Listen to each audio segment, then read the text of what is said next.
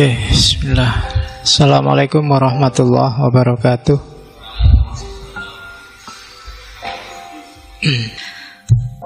Oke, kita lihat tafsirnya para sufi yang lain, komentarnya.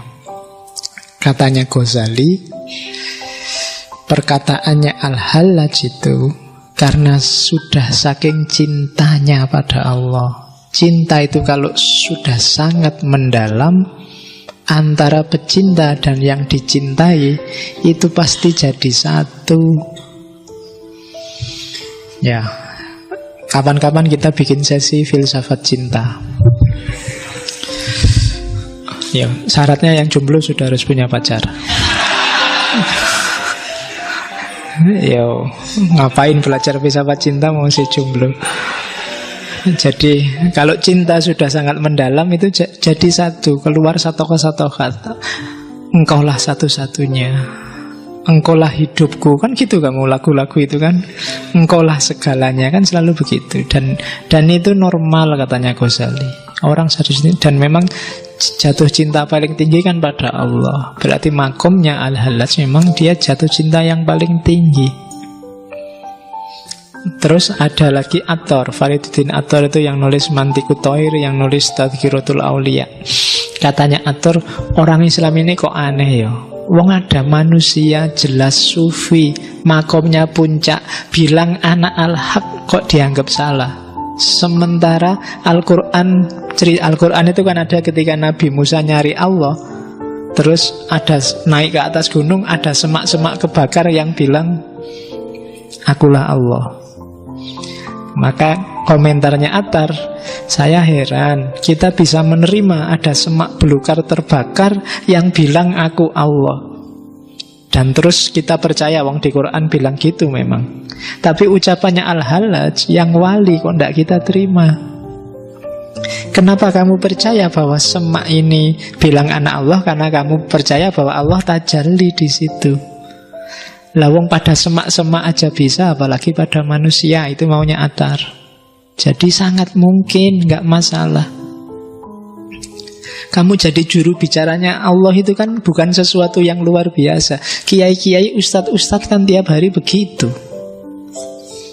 Mulutnya kan dia bilang, ini Allah loh yang bilang, kan gitu. Ya kan? Loh, orang yang ngomong gitu kok enggak kamu tunjuk, murtad kamu, kafir kamu. Kok berani bilang kamu itu Allah? Ya kan? Ini perintah Allah, ini kehendaknya Allah, ini ucapannya Allah sendiri, loh yang ngomong dia. Kok berani-beraninya atas nama Allah? Itu yang sebenarnya mau dikritikkan oleh Attar. Bahwa yang konsisten.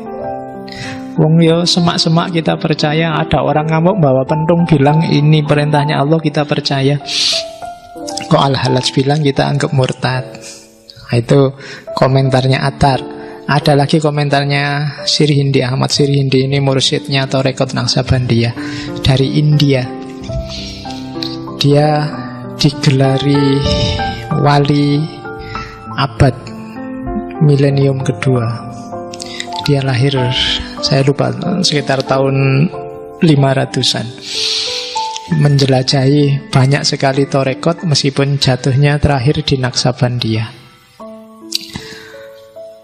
Katanya Ahmad Sirhindi, maksudnya Al-Hallaj itu bukan akulah Allah atau akulah kebenaran. Maksudnya bukan pada ananya. Maksudnya apa? Maksudnya aku tiada, hanya Allah lah yang ada satu-satunya. Orang jadi marah karena lihat ananya. Perhatikan bukan ananya, tapi al-haqnya. Jadi itu sebenarnya Al-Hallaj ingin menyangkal dirinya. Bukan ingin ngaku dirinya Tuhan, tapi ingin buang dirinya, ingin membunuh dirinya sendiri. Jadi anak al-haq itu berarti aku itu sudah tidak penting, aku itu sudah hilang, aku itu sudah tidak ada. Hanya Allah yang ada, Allah yang penting. Jadi itu penyangkalan diri. Tanpa ini tauhid kita nggak akan puncak. La ilaha illallahnya nggak utuh. Nah, itu komentarnya Ahmad Sirhindi. Jadi, yang kontra lebih banyak lagi, nggak usah tak sebut di sini. Yang mengkafirkan, biasanya yang mengkafirkan pakai dalil zahirnya kalimat. Jadi ngomong akulah kebenaran, terus wah berarti ngaku Tuhan. Tuhan kan tidak di situ, Tuhan di sana. Berarti kamu musyrik, murtad, berarti harus dibunuh. Jadi logikanya simpel. Jadi lihat zahirnya. Oke. Terus teori kedua, hulul sudah ya, anak al-haq sudah. Sekarang teori ketiga, Nur Muhammad. Jadi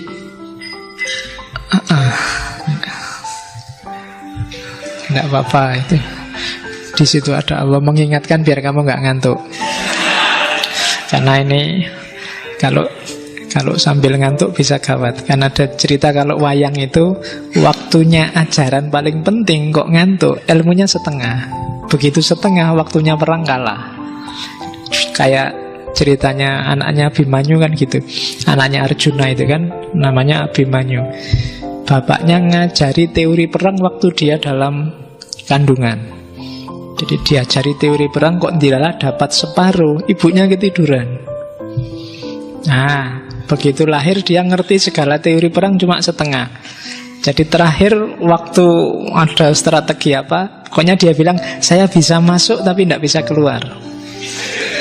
Akhirnya kan dia tewas di keroyok Kurawa yang banyak itu karena mendengarkannya cuma setengah.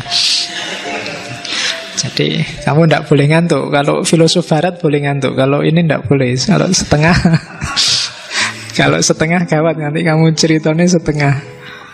Jadi Nur Muhammad itu, ini kalau bahasa lainnya namanya Muhammad yang spiritual. Makhluk pertama yang melimpah dari Allah.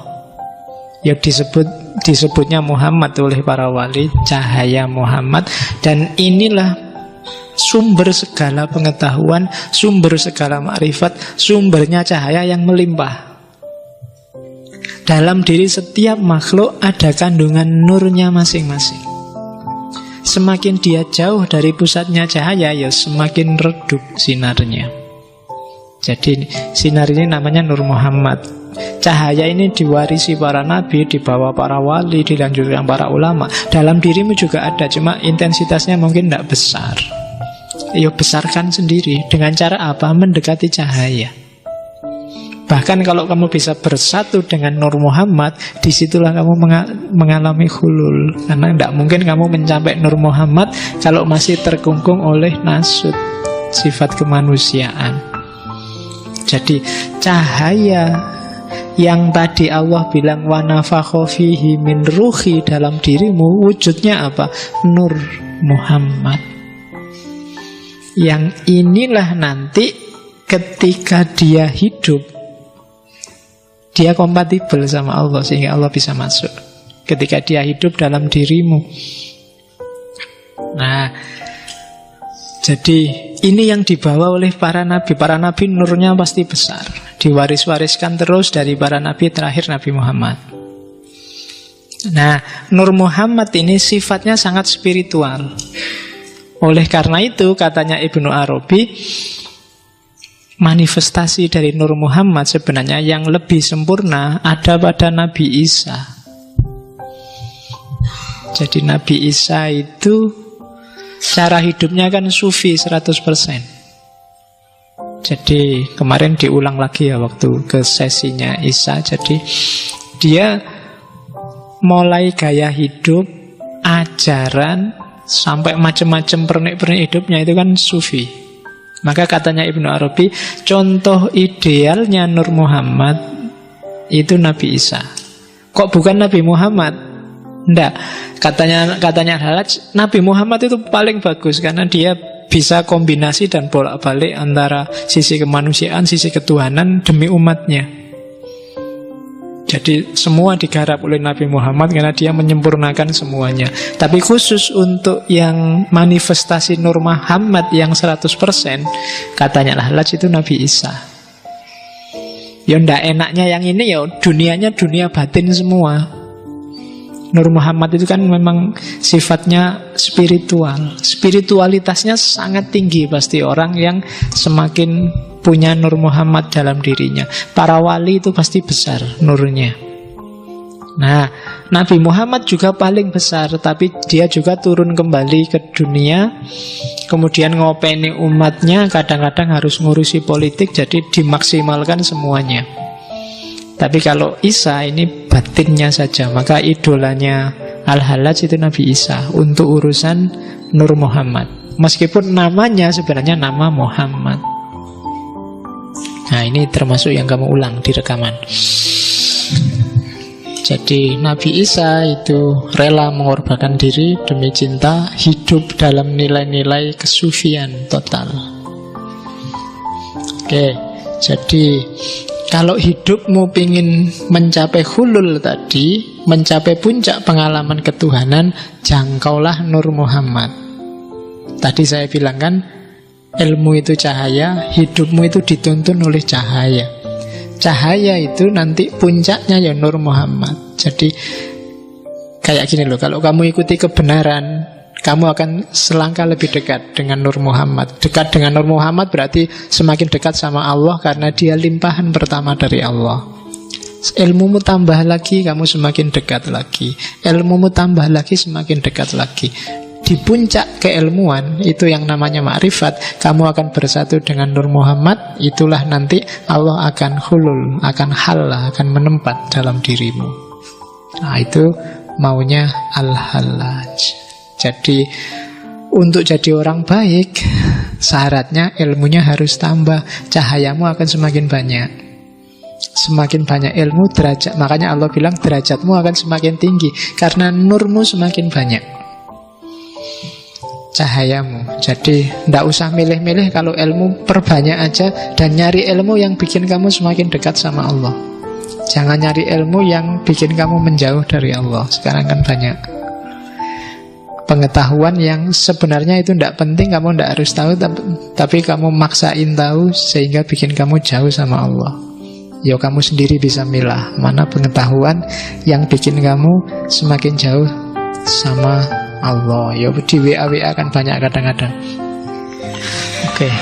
Oh ya kan, teknik memikat lawan jenis terus di WA, terus cara kan kayak gitu banyak. Itu kalau memang kamu merasa tidak penting, tidak bikin aku tambah dekat sama Allah, mending sudahlah, nggak usah capek-capek baca yang lain. Itu nurmu akan semakin banyak, karena begitu ada sesuatu yang tadi tidak bikin kamu dekat, berarti kan lawannya bikin kamu semakin jauh. Semakin kamu jauh, semakin kamu gelap, karena semakin menjauh dari cahaya.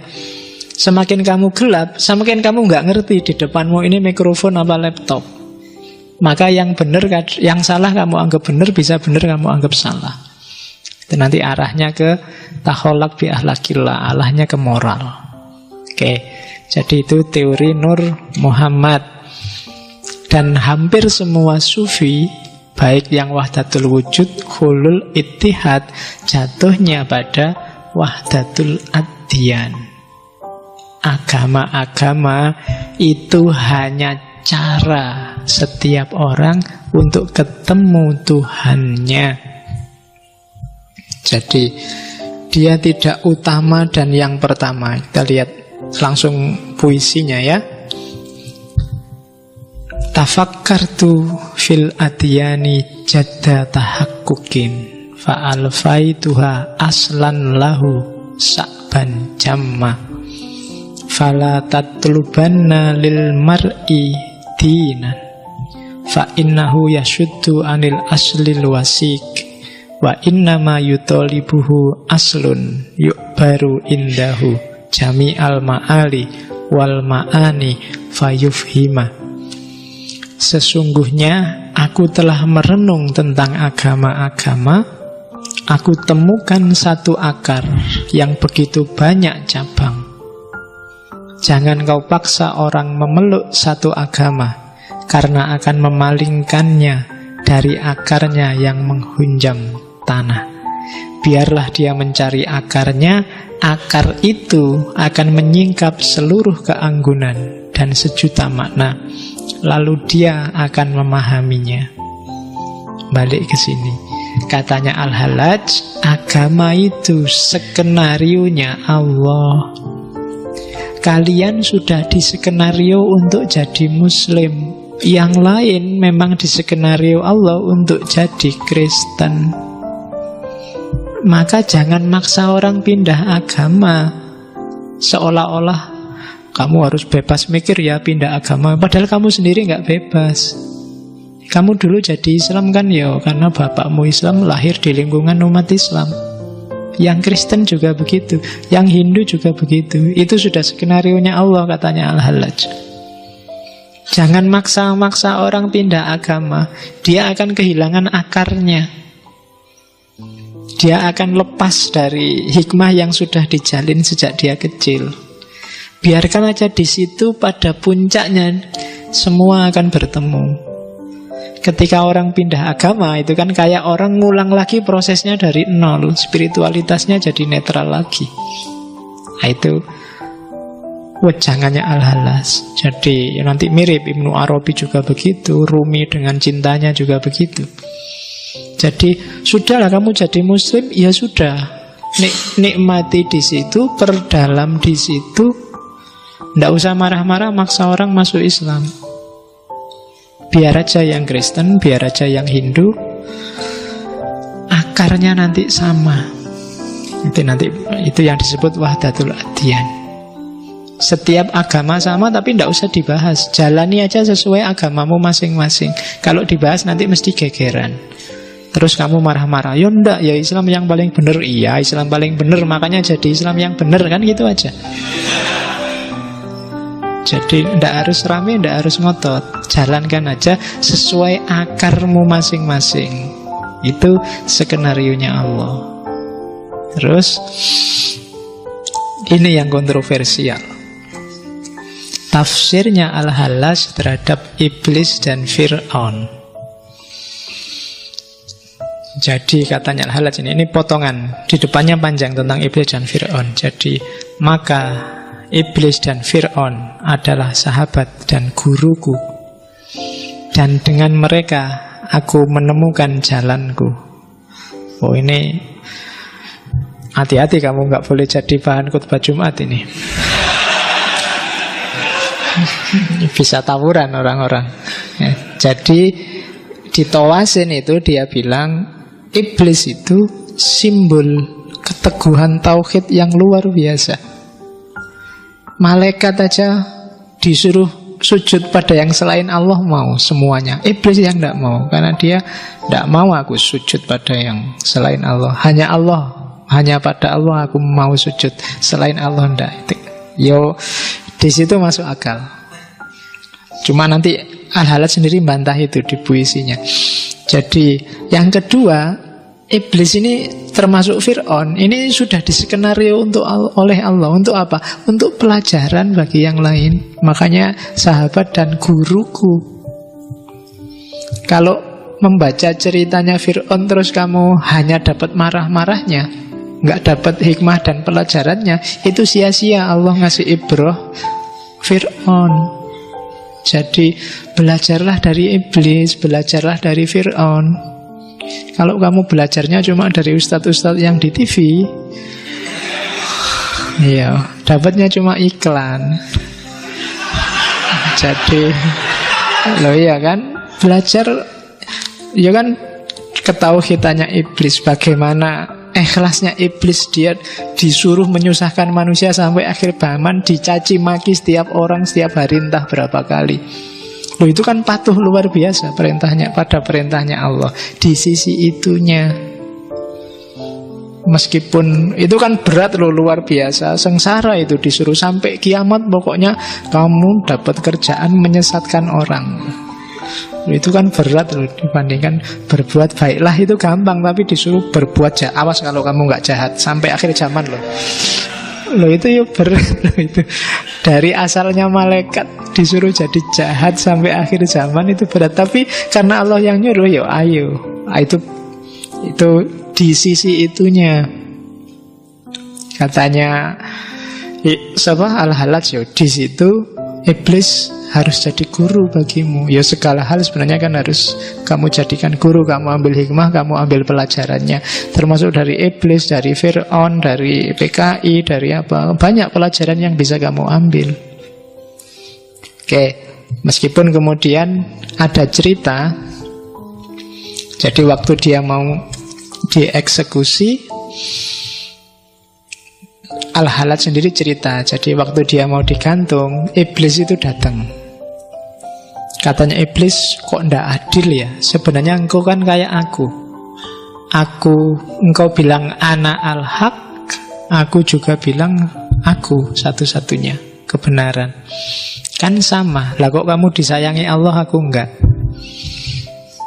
Lah kok kamu jadi wali, aku malah jadi iblis? Katanya Al-Halaj, ndak. Aku dan engkau sama-sama mengakukan diri masing-masing, sama-sama bilang ana. Tapi waktu bilang ana, engkau masih melihat dirimu. Sementara waktu aku bilang aku, ya aku ndak ada sudah. Aku ndak lihat diriku sama sekali, aku sudah hilang. Jadi waktu iblis membantah Allah untuk sujud pada Adam, itu dia masih mikir dirinya. Akunya iblis masih ada. Maka lahirnya jadi sombong. Makanya ilustrasinya Al-Quran ke iblis itu kan kesombongan. Bahwa engkau menciptakan dia dari tanah, sementara aku dari api. Masih ada akunya. Katanya Al-Halaj, salahmu di situ, iblis. Kan gitu. Ya. Ya kan namanya iblis, yang nyeluk elak iblis. Jadi sementara kalau aku, waktu aku bilang anak al-haq, itu aku sudah nggak nganggap diriku ada, sama sekali nggak ada, egoku sudah hilang. Itu yang jadi kebalikannya. Aku disayang Allah, engkau dikutuk oleh Allah. Jadi akunya. Salahnya Fir'aun juga begitu. Karena dia bilang anak al-haq podo, kayak Al-Halaj.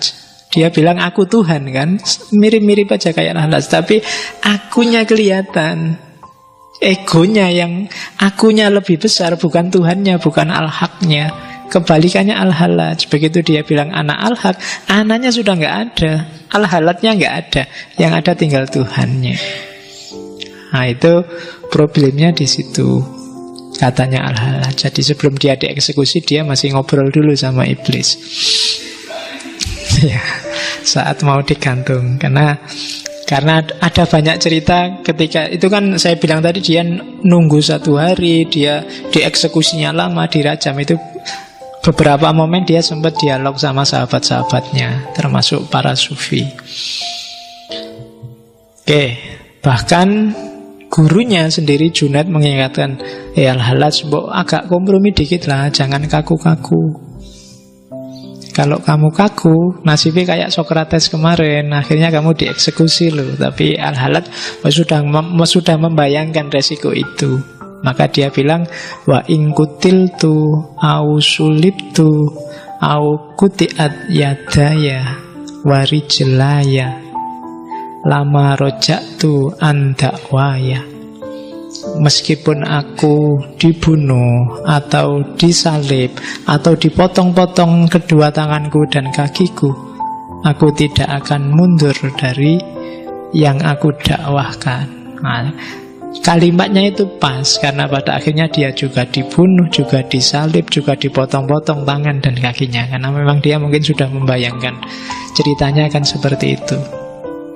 Para wali kan biasanya begitu. Ghazali aja kan dulu tak ceritain gimana dia ngerti bahwa sebentar lagi aku meninggal, maka adiknya suruh beliin kain kafan, terus dia mandi sendiri, pakai kain kafan sendiri, terus berbaring dan meninggal.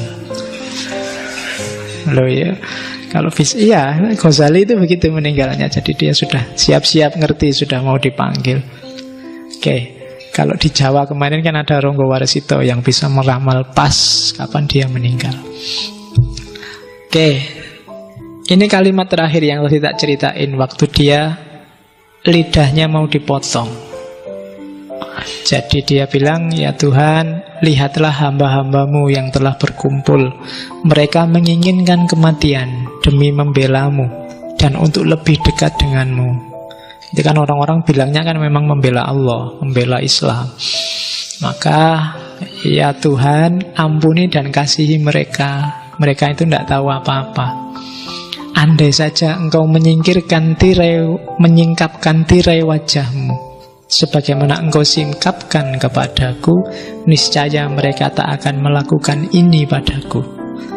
Andai saja Engkau turunkan tirai wajah-Mu dariku sebagaimana Engkau menurunkannya dari mereka, niscaya aku tak akan diuji seperti ini.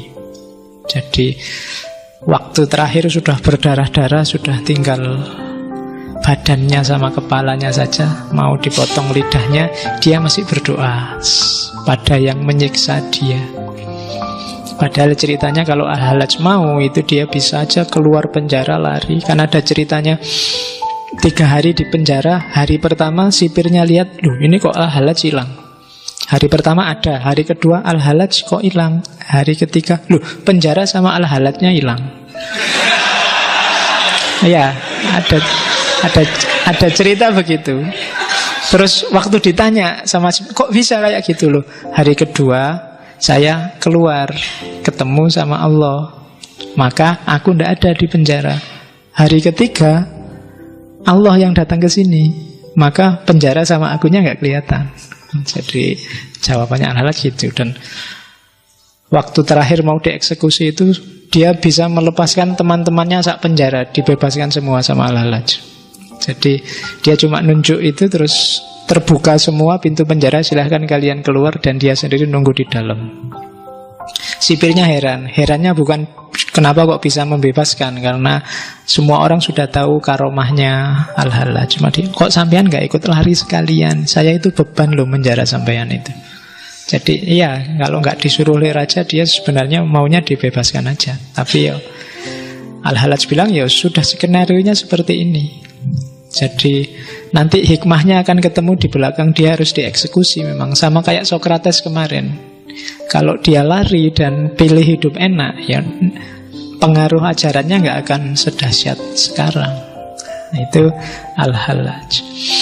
Oke, sedikit saja saya ngomong, bisa tafsir politiknya. Tafsir politiknya itu, ada orang membaca fenomena Al-Hallaj itu sebenarnya fenomena urusan politik, kenapa dia dieksekusi, bukan urusan agama. Dan ajaran-ajarannya Al-Hallaj itu bisa ditafsirkan secara politik. Saya bilang tadi sedikit di depan, misalnya Al-Hallaj ini orang Persia yang taklukannya Islam, dan sampai hari ini namanya Persia Arab, Arab non-Arab itu kan selalu rival, selalu saingan. Sampai detik ini Iran dan Timur Tengah itu kan masih breng. Terus zaman itu orang-orang Persia, orang taklukan itu namanya kelompok Mawali. Jadi orang Mawali itu orang-orang mu'alaf, termasuk orang Persia yang sepinter apapun dia, sejago apapun dia, tidak akan bisa jadi pimpinan. Dia harus hanya ngawal, hanya jadi pegawainya orang-orang Arab zaman itu. Dan dianggap, karena dianggap tidak pinter agama, dia harus bayar pajak kayak kafir dhimmi, dan tidak boleh menduduki jabatan. Akhirnya apa? Ajarannya Al-Hallaj bisa dibaca semacam ini. Hulul itu berarti kayak tadi, setiap manusia punya hak untuk ketemu dengan Allah. Kesetaraan, tidak harus Arab dan non-Arab, tidak harus mayoritas dan minoritas. Itu sebenarnya visi, di samping kedalamannya tadi ada implikasi politiknya. Nur Muhammad juga begitu. Orang Arab itu kan di zaman itu agak merasa besar karena Nabi turun di Arab. Nah, terus lahirlah teori Nur Muhammad. Nur Muhammad itu, nurnya Muhammad itu tidak cuma miliknya Nabi Muhammad. Semua Nabi, bahkan para wali juga punya. Nah, itu sekarang ada saingannya. Sekarang tidak cuma Nabi Muhammad, karena sekarang ada Nur Muhammad, lebih esensial daripada Nabi Muhammad. Sama, wahdatul adyan juga begitu. Bangsa Persia yang non-muslim, yang Zoroaster itu kan biasanya agak terdiskriminasi, harus bayar upeti. Ajaran wahdatul adyan dari para sufi Persia itu meminimalisir ini, biar orang melihat bahwa sama-sama beragama, akarnya sama, jangan saling mendiskriminasi. Dan yang terakhir, iblis dan Fir'aun. Ini sebenarnya diskusi teologi. Jadi Al-Hallaj ini agak pro dengan Murji'ah, melawan para mutakallim. Itu sebenarnya mau ngeritik iblis dan Fir'aun. Iblis itu kan sangat tauhid. Satu-satunya yang dia sembah hanya Allah. Dan disuruh sujud ke Adam gak mau. Orang yang setauhid puncak kayak gini aja gak selamat, masuk neraka. Maka manusia yang merasa tauhidnya tinggi jangan sombong. Kamu tetap raiso ngalahke iblis nek urusan menomorsatukan Allah, kan gitu. Sindirannya ke situ sebenarnya. Para mutakalim itu kan sering merasa imannya lebih tinggi, lebih ngerti agama. Begitu kamu merasa kayak gini, itu sebenarnya kamu sudah kalah sama iblis. Iblis itu kan kalahnya karena merasa tinggi itu. Dan tauhidnya sebenarnya dia puncak, hanya agak sombong. Maka siapapun muwahhid yang sombong sebenarnya dia iblis. Kan gitu.